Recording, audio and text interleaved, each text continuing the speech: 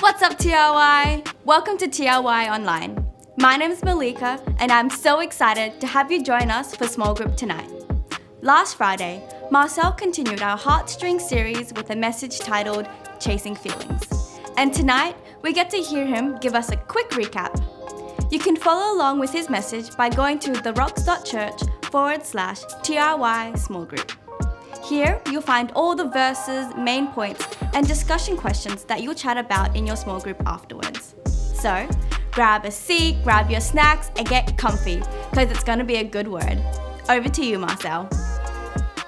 Thank you, Malika. Hey guys, Marcel here. We are continuing our series called Heartstrings, and last week we discussed about how we all are chasing something in life. And whatever you chase in life, it will determine how your life will be. What you focus on, it will determine who you become. And with all of this, we like to think that we are chasing the right things in life. We are chasing the right friendships, we're chasing the right attitude, we're chasing the right activities. But in all honesty, sometimes we get it mixed up. Instead of chasing the right things, we are chasing things that makes us feel good. And it may feel the same at the beginning, but in reality, there's a huge difference in the outcome of those two things. Don't get me wrong, focusing on things that makes us feel good, they're not necessarily all bad, but we need to understand that feelings, they're a useful tool, they're a useful indication, but they are terrible master, they're not reliable. There are so many things in life that is right and proper, but they don't make us feel good. I don't know if you can relate me on this or not, but things like saving up doesn't feel good, or like having a healthy diet, or practicing or working for your hobbies, they don't necessarily feel good.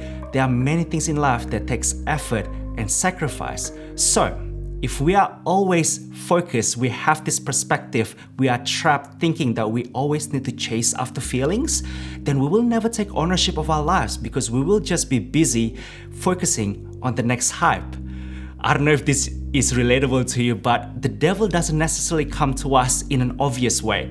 Like, imagine with me, if the devil comes to you in a red rubber suit with a pitchfork and just say, hey, come join me, 100% you will not come with it. You'll avoid it all you can. Let's say you meet someone in the alley and they're just a bit creepy, they look a bit sus and shady, and they come to you and say, hey, do you want to do drugs? Do you want to come join us in this alley gathering that we're doing?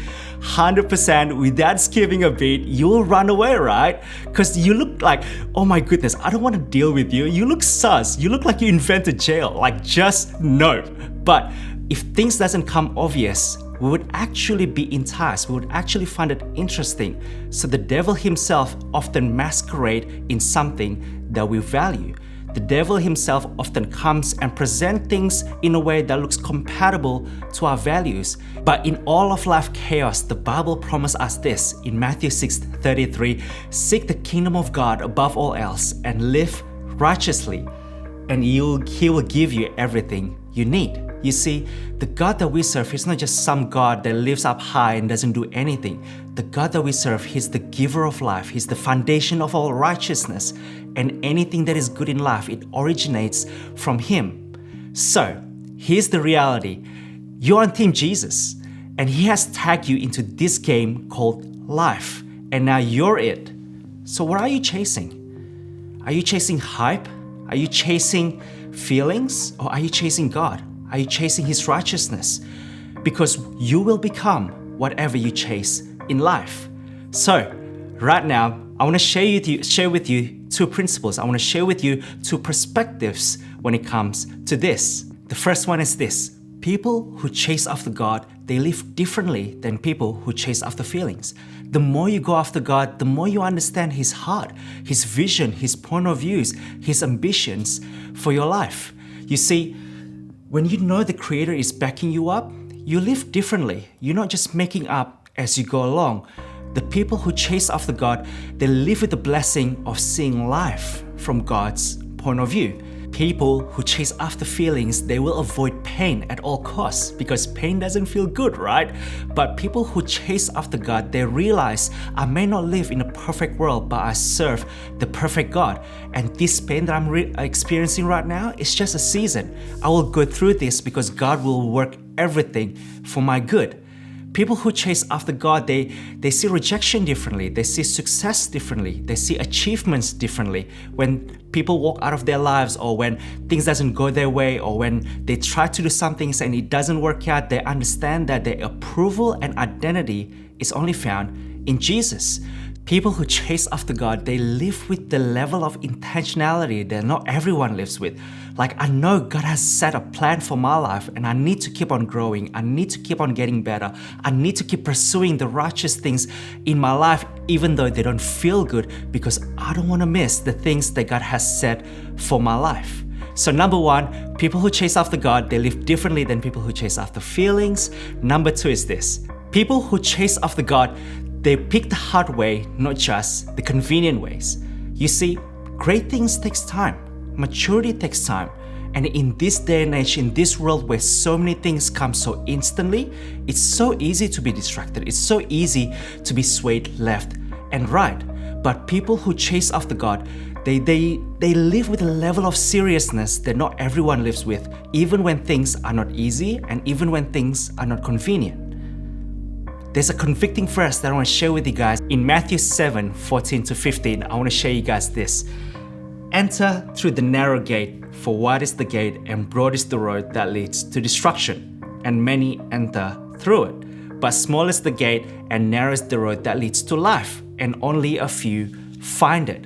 So this is what the verse is saying. Like, hey guys, there's a huge road that leads to messed up life and there's a lot of people on it. But there's a narrow road that leads to life where you get to live above and beyond what you can think, imagine, or ask, and few people find it. If you want to live a life that God has set for you, we need to learn how to pick the right way, not just the easy ones, not just the convenient ones. Hey guys, I want you to understand, God created comfort. God created pleasure. I love efficiency, and I love when things works smoothly. I love when things works out.